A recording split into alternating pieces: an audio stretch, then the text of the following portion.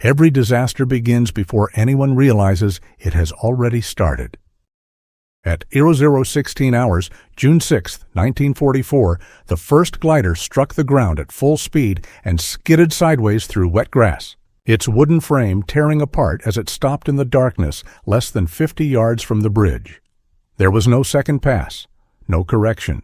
If the men inside failed to take the span intact in the next few minutes, German armor would cross before dawn, and the landings already moving toward the French coast would face a counterattack they could not absorb. The men were out of the wreckage almost immediately. They did not pause to orient themselves. They moved because stopping meant losing time, and losing time meant failure. The air was still.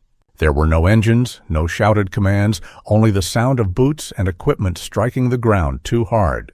The bridge was a dark shape against darker water, its outline just visible enough to confirm that the landing had been close enough to matter. This was the only window. The operation depended on silence, surprise, and minutes measured too tightly to recover if anything went wrong. Explosives could already be wired. Sentries could already be turning.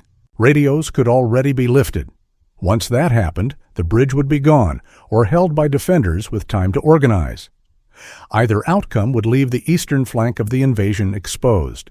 More gliders arrived in quick succession, each impact violent and final. Some landed exactly where planned. Others came in short or fast, scattering men and equipment.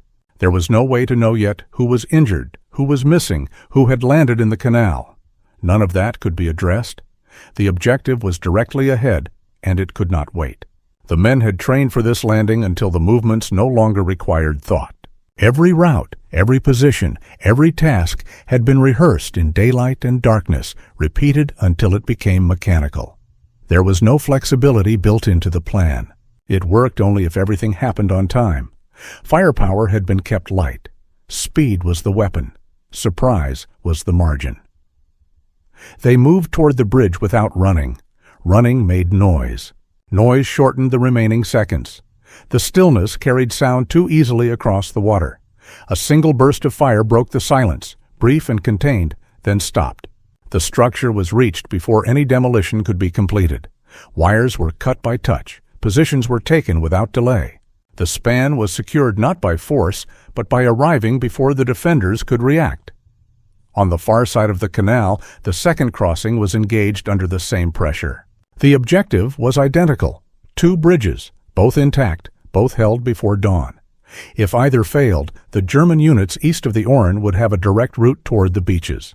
The landings depended on that route staying closed through the night. Within minutes, the initial phase was over. The bridges were in Allied hands. The men took cover where they could, weapons oriented outward, listening. The darkness did not lift. It settled. What came next would not be decided by speed, but by endurance, and by how long it took the enemy to understand what had already happened. The silence that followed was heavier than the approach. The men stayed low, eyes fixed on the edges of the darkness where movement would appear first. Watches were checked without light. Ammunition was redistributed quietly, by touch. Casualties were acknowledged with a glance and then left where they lay. There was no capacity to treat wounds beyond the most basic measures. The bridges mattered more than the men holding them. The night did not react immediately. No flares went up. No vehicles approached. The canal reflected the faint outline of the sky, flat and black, offering no cover and no warning. Every sound carried, metal settling, a breath taken too sharply, the scrape of equipment against concrete. The men learned the rhythm of the place quickly, separating natural noise from what did not belong. They had expected immediate resistance. It did not come. That absence created its own pressure. It meant the enemy had not yet understood what had happened or had not yet decided how to respond. Either way, the delay was temporary. The bridges were fixed points. Any counteraction would converge on them. Orders were passed in short phrases, factual and unemotional. Positions were adjusted by inches. Fields of fire were checked and rechecked, not because there was anything to see, but because when something appeared, there would be no time to correct. The men did not speak about the beaches to the west. They did not need to. Everyone knew that what happened there depended on what held here. The first probing contact came without warning. A small group moved toward the bridge from the eastern side, slow and uncertain, testing the silence. Fire was controlled and brief. The movement stopped. Nothing followed immediately. The darkness closed again, thicker than before. Time stretched unevenly. Minutes felt long. Hours passed unnoticed. Fatigue settled in without ceremony, a physical weight that made concentration harder to maintain. The men had been awake too long already. There was no rotation, no relief. The plan assumed they would hold until dawn, but dawn was still distant and uncertain. As the night wore on, more movement was detected beyond the canal. Vehicles could be heard starting and stopping at a distance, engines idling and then cutting out. Orders were being given somewhere out of sight. The defenders were organizing. The question was how quickly and with what force. When armored vehicles finally approached, they did so cautiously, unaware of exactly what they were facing. The narrow roads and embankments funneled them toward the crossings. At close range, fire was directed precisely, forcing the lead vehicles to halt and withdraw. The bridges remained intact. Each failed attempt bought more time, measured not in minutes now, but in the slow accumulation of delay. The eastern sky began to lighten almost imperceptibly. Shapes became clearer. The men adjusted again, aware that daylight would remove the last advantage they had. The bridges were still theirs. The canal was still quiet. To the west, the sound of sustained fighting grew louder, carried on the morning air. Relief did not arrive all at once. It came in fragments, small units moving forward under fire, confirming that the lodgment had held. When the first elements reached the bridges from the beaches, the airborne troops were still in place, still watching the same approaches they had covered in the dark. The moment passed without ceremony. There was no signal to mark it. The bridges did not change. The pressure eased only slightly, replaced by exhaustion and the realization that the outcome was already moving beyond them. The crossings remained open. German forces east of the Orne did not reach the beaches in time. The landings continued to expand, unbroken from that direction. The night ended. The bridges stood. The hours that followed carried the invasion forward, built on a narrow stretch of steel held through darkness, silence, and time that could not be replaced. As daylight spread across the canal, the terrain that had been navigated by memory and shadow became visible for the first time. The distance from the landing zones to the bridge was revealed to be as small as it had felt in the dark. The margin had been measured in yards. The men saw how little room there had been for error and did not comment on it. What was done could not be undone, and what almost happened no longer mattered. The bridges were still structurally intact. The road surface showed marks from small arms fire and fragments of debris, but the mechanisms remained functional. Engineers checked quickly, without ceremony, confirming what everyone already suspected. Traffic could pass. That fact alone defined the outcome of the operation. German activity increased as the morning progressed. Mortar fire began to fall around the approaches, inconsistent and probing. Snipers appeared in nearby buildings and tree lines. The response was deliberate and contained. The bridges themselves were kept clear. Damage to the structure was still unacceptable, regardless of pressure. Every exchange was measured against that constraint. The airborne troops were no longer alone, but they were still exposed.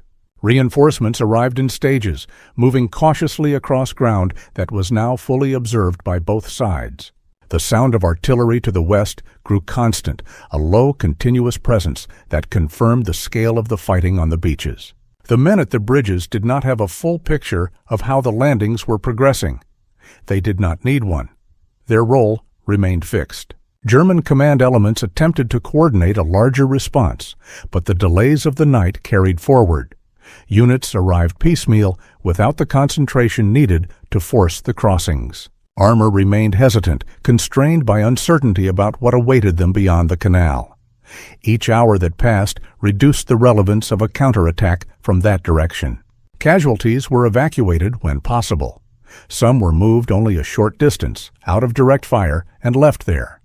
Medical care was limited and improvised. The men who remained stayed at their positions, weapons steady, attention narrowed to the immediate ground in front of them. Fatigue was no longer resisted. It was managed. By midday, the character of the fight had changed. The bridges were no longer isolated objectives. They were part of a widening front. Allied forces were moving inland, linking positions, extending control eastward. The urgency that had defined the night gave way to a slower, grinding tempo. The bridges were still important, but they were no longer singular. The airborne units were gradually relieved and reassigned. Some were pulled back after holding for more than 12 hours without rest. Others remained in support roles, covering approaches that had not yet been secured. The transition was uneven and unmarked. There was no clear moment when responsibility changed hands. It happened incrementally as pressure shifted elsewhere. German attempts to disrupt the crossings continued intermittently over the following days, but the opportunity had passed. The initial window, the one measured in minutes before dawn on June 6th, had closed permanently. The bridges had remained usable through the critical early phase of the invasion. That fact could not be reversed. The canal traffic increased. Vehicles, supplies, and troops moved across the spans that had been taken in silence hours earlier. The flow was continuous and unremarkable, exactly as intended. The bridges became ordinary pieces of infrastructure again, their importance defined by use rather than by threat. There were no statements issued to the men who had landed by glider, no immediate recognition. The operation did not require acknowledgement to be complete. Its success was evident in the absence of what might have happened. German armor did not appear on the beaches from the east. The eastern flank held. As the day wore on and the fighting moved further inland, the events of the night receded into the larger movement of the campaign. The bridges remained standing behind the advancing front, their surfaces worn by constant traffic. The canal flowed beneath them, unchanged. The invasion continued. The outcome of the night was already embedded in it, fixed and irreversible, carried forward by momentum rather than memory.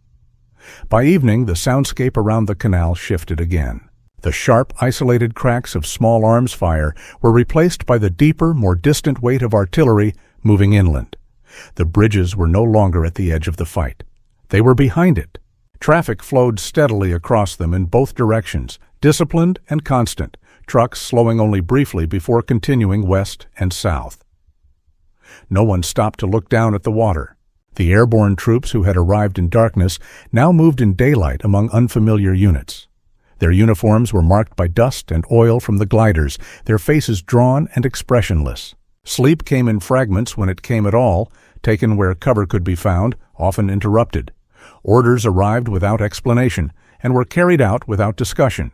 The narrow focus of the night widened into routine. German fire continued sporadically. Mortars fell wide. Sniper rounds cracked from hedgerows and buildings that had not yet been cleared. None of it altered the central fact. The crossings remained open. The time when they could have been denied had passed hours earlier, unnoticed except by those who had been counting minutes in the dark. Command posts shifted west. Maps were updated. Lines moved. The bridges were no longer marked with urgency, only with symbols indicating secure routes.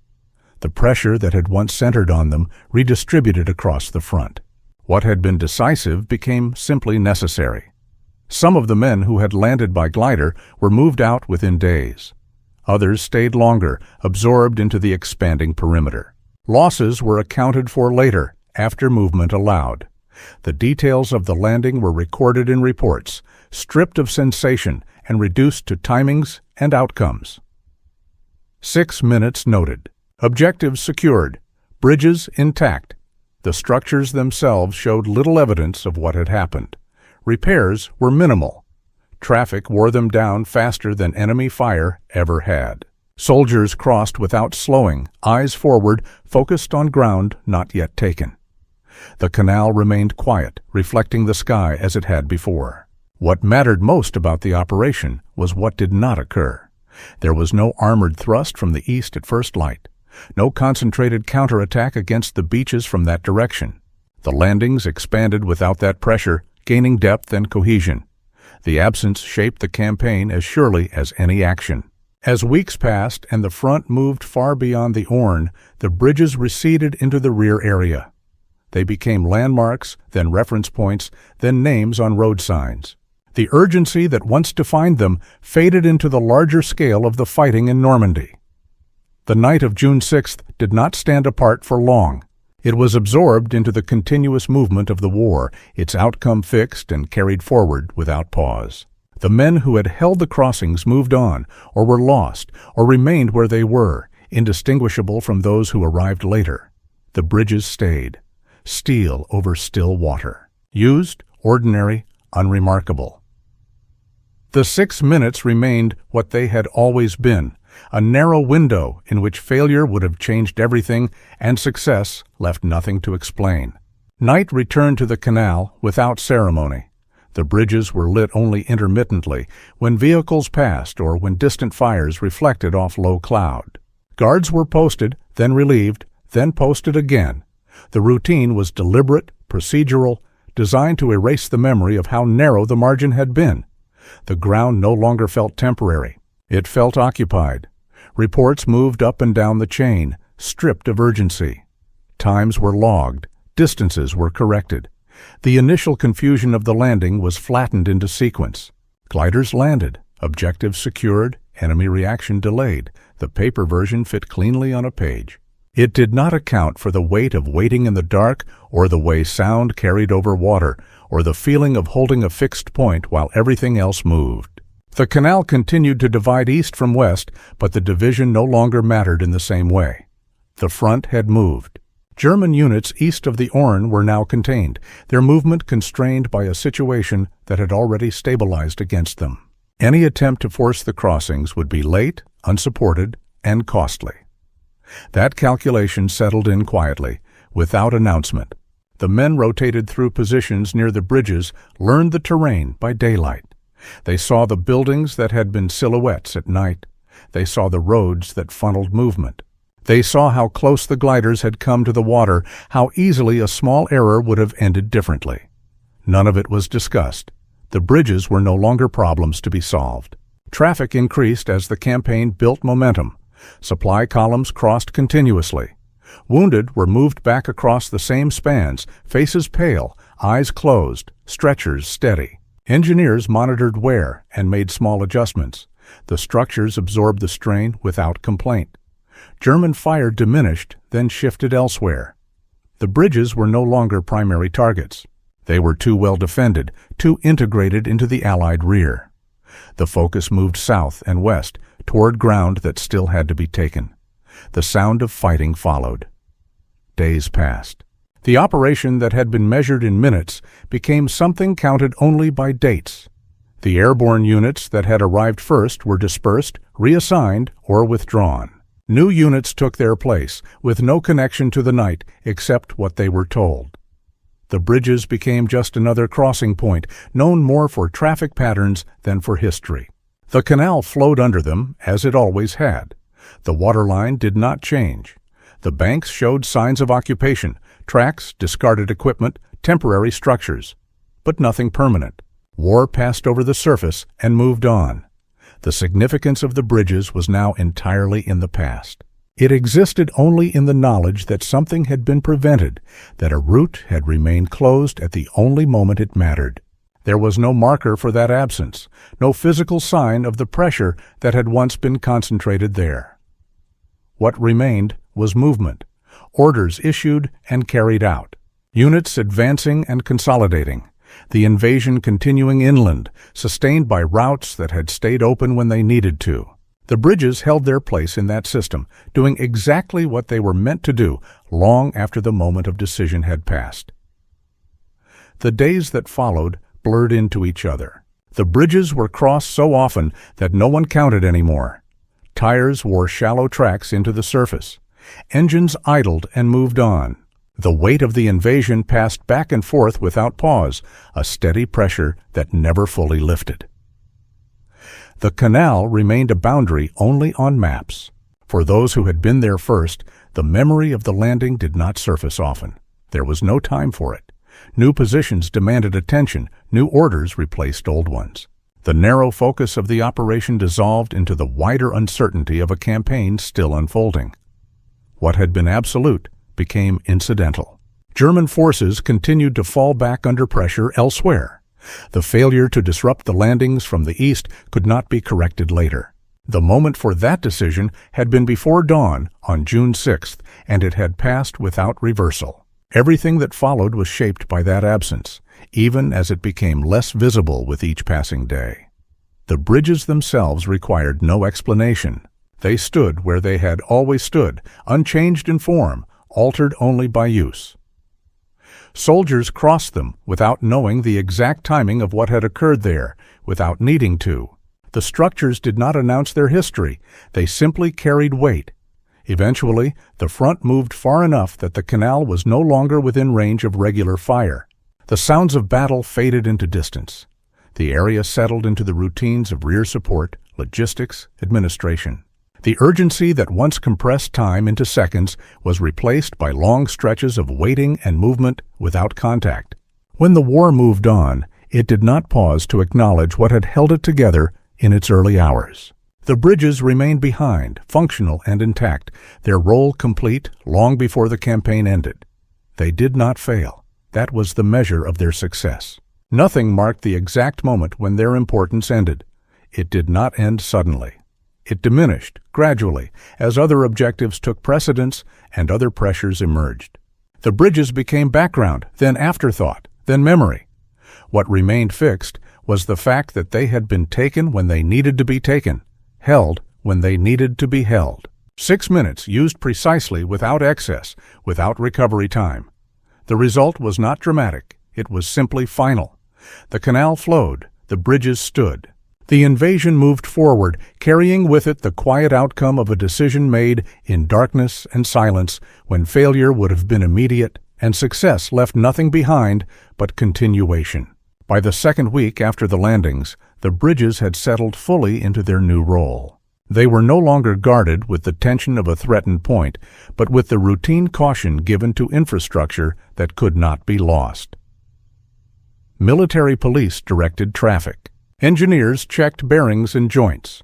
The crossings were used at all hours, day and night, their presence assumed rather than questioned. The men who had arrived in gliders were now spread across a wider front.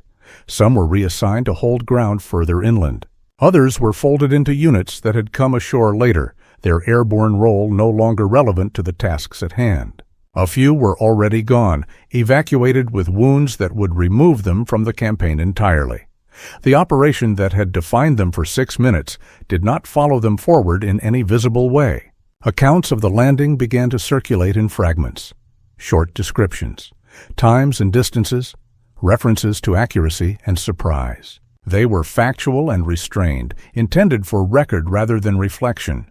What mattered to command was that the bridges had been taken intact and held until relief arrived. That condition had been met. Everything else was incidental. The surrounding area changed quickly. Temporary positions were dismantled. Buildings that had been used for cover were cleared or repaired. The banks of the canal were reshaped by vehicle traffic and foot movement, the ground compacted and scarred. The landscape adapted to occupation with little resistance. The water remained indifferent. As Allied forces pushed south toward Caen, the bridges became part of a supply chain that stretched back to the beaches and ports still under development. Fuel, ammunition, food, replacements, all of it crossed the same spans that had been silent on the night of the landing. The volume increased daily. The structures absorbed the strain, their limits tested more by logistics than by combat. German forces continued to contest ground elsewhere, but the opportunity to strike decisively at the eastern flank of the invasion was gone. Any attempt to do so now would have required a concentration of force that could not be assembled under constant pressure. The moment for that action had passed quietly, without a decisive battle to mark it. Those who passed the bridges later rarely paused. There was no reason to. The crossings functioned as intended, and functional things attract little attention. The men moving across them were focused on what lay ahead, not on what had already been secured. The past was behind them, literally and figuratively. The memory of the night remained only with those who had been there, and even for them it was compressed, reduced to sensations rather than narrative. The jolt of landing, the brief confusion, the sound of movement in the dark, the stillness after. These impressions did not form a story with a beginning and end. They existed as isolated moments, disconnected from the larger campaign that followed. As the weeks turned into months, the bridges faded further from relevance. The front moved east and south. New rivers, new obstacles, new crossings took their place in planning and concern. The canal near Caen became a rear-area feature crossed by vehicles that had never known it as a boundary. The war did not preserve the significance of the bridges. It moved on, consuming attention and resources wherever resistance remained. What had been decisive became historical and then simply factual. The crossings did not demand remembrance. They had done their work and continued to do so, quietly and consistently. When eventually the campaign in Normandy ended and forces moved beyond it, the bridges remained where they had always been. They had not shifted, collapsed, or been replaced. They had endured without drama. The absence of failure was their only distinction. The 6 minutes at the beginning did not echo forward. They did not announce themselves in later events. They existed only as a narrow interval in which timing mattered absolutely, and correction was impossible. That interval closed, and the world moved on, carrying its consequences without pause or acknowledgement. Long after the fighting moved away from the canal, the area retained a residual stillness that felt earned rather than accidental. Vehicles crossed the bridges at regulated intervals. Orders were routine. The sense of emergency that had once compressed every action into seconds was gone, replaced by procedure and habit. What had been a point of failure became a point of transit. The men who had first taken the crossings were rarely grouped together again.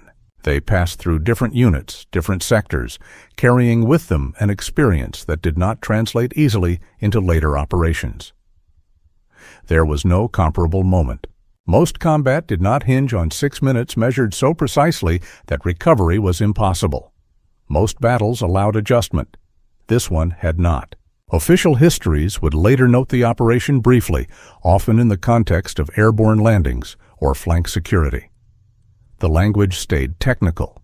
Timings, distances, outcomes. It did not dwell on how close the gliders came to the water, or how a single delayed sentry could have changed the sequence entirely.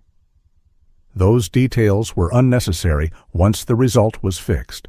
The bridges themselves bore no mark indicating when their relevance peaked. There was no visible line separating the moment when they were critical from the moment when they became ordinary again. Steel does not register urgency, it only carries load. Traffic continued to increase as the Allied presence in France expanded. Heavy equipment crossed where only infantry had moved at first. Tanks rolled over the same surfaces that had been reached on foot in darkness. The structures held. Their endurance was quiet, mechanical, unremarkable. For German forces, the failure to contest the crossings in time became part of a larger pattern of missed opportunities during the invasion's opening hours. It was not isolated. It was one absence among many.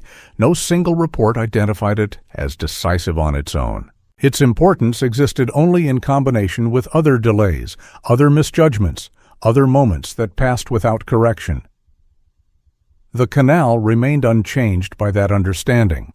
Water moved slowly beneath the spans, indifferent to planning and consequence. The banks settled. Temporary fortifications were dismantled or abandoned. The physical traces of the night faded faster than the administrative ones. When the war moved further east and Normandy became a rear area entirely, the bridges entered a different phase of existence. They were no longer military assets in the active sense. They were infrastructure in a region that had been crossed by war and left behind. Civilian movement returned gradually. The sound of engines changed. The rhythm of use shifted again. Nothing about the structures suggested how narrow the margin had once been. There was no visual record of the moment when failure would have altered the invasion's opening hours. The bridges did not explain themselves. They did not need to. What endured was the sequence. A landing measured in seconds. A structure reached before it could be destroyed. A flank that remained closed when it mattered most. The rest of the campaign unfolded on that foundation without pause to acknowledge it.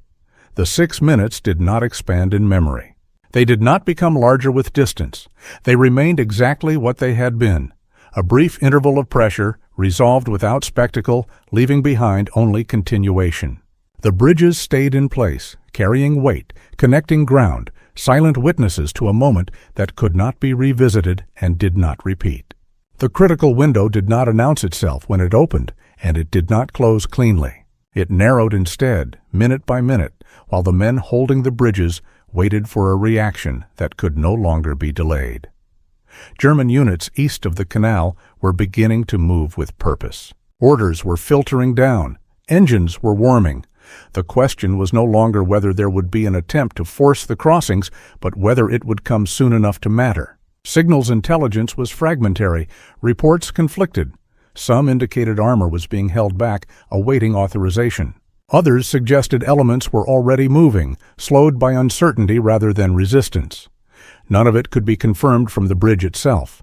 The men there could only watch the approaches and count time. Fatigue sharpened rather than dulled awareness. Every sound carried consequence now. A distant engine might mean reconnaissance, or it might mean the lead vehicle of a column that could not be stopped. Ammunition was still limited. Heavy weapons were scarce. If a coordinated armored push arrived before full daylight relief, the outcome would be decided quickly and without correction. The eastern sky continued to brighten. With it came exposure. The darkness that had protected the landing was gone. Fields of fire were clear now, but so were silhouettes. The bridges were visible targets, unmistakable and fixed. Any attack would have no ambiguity about where to strike. A small column of German vehicles approached the canal road, moving cautiously, stopping and starting, unsure of what awaited them. At close range, they were engaged and forced back again. It was not a battle. It was a denial. The action bought time, nothing more. How much time remained was impossible to say. Behind the airborne positions, movement was finally detected from the west. Infantry advancing inland from the beaches, still under pressure, still disorganized, but moving. The distance was short on a map and long under fire. Until they arrived, the bridges remained a liability as much as an asset. The sense of inevitability pressed in from both directions. If German forces committed fully now, the airborne troops would be overmatched. If they did not, the chance would be gone. There would be no second window. The decision point was passing whether anyone acted on it or not. The last hours before relief stretched thin. The bridges stood unchanged, carrying nothing but expectation. Every minute that passed without a coordinated attack reduced the likelihood of one succeeding. The balance tipped not with a single event, but with the quiet accumulation of delay. Then the sound from the west grew closer and more distinct. Small units began to appear, moving carefully, confirming ground already held. The airborne positions were no longer isolated. The moment when failure would have been immediate slipped away without ceremony. What remained was not victory, but permanence. The bridges were still intact. The eastern flank was still closed. The window had closed as well, leaving behind a situation that could no longer be undone. By full morning, the decision was no longer in motion. It had already settled into fact. The bridges stood under open sky, their outlines sharp now, ordinary, exposed, and still untouched by demolition. Vehicles crossed without pause. Infantry moved past without looking down. The pressure that had defined the night did not break. It simply vanished, replaced by continuation. German forces east of the canal did not arrive in strength. When elements finally moved toward the crossings, they did so too late, without concentration, without momentum. The moment when force could have changed the outcome had passed while orders were delayed, while uncertainty accumulated, while minutes expired without recovery. There was no single failure to point to. Only time lost, irreversibly. The airborne troops remained in position as the reality became clear. Relief units came forward, not urgently now, but methodically, confirming ground already held. The bridges were no longer objectives to be taken or defended at all costs. They were routes, fixed, usable, unquestioned. That change happened without announcement, without recognition, without relief. Nothing about the structures reflected what they had represented hours earlier. No damage marked how close they had come to destruction. No sign indicated how narrow the margin had been. Steel does not remember pressure. It only endures it or fails. These had endured. Across the beaches to the west, the landings continued to expand. Men and equipment moved inland without the weight of a counterattack from the east. The flank held, not because it had been decisively crushed, but because it had never been allowed to open. The absence shaped everything that followed. The night's work left no dramatic aftermath. There was no collapse, no sudden reversal, no moment of visible consequence. The result was stability. A front that did not bend where it could not afford to. An invasion that moved forward instead of fighting to survive its first hours. As the day wore on, the bridges faded into the background of the operation. Traffic increased. The sound of engines replaced the memory of silence. The canal reflected daylight instead of darkness. The place became functional again, absorbed into the machinery of a war that no longer depended on it alone. What remained decisive had already happened and could not be repeated. 6 minutes had been used exactly once, not extended, not recovered, not corrected. They passed without drama, without spectacle, without room for error.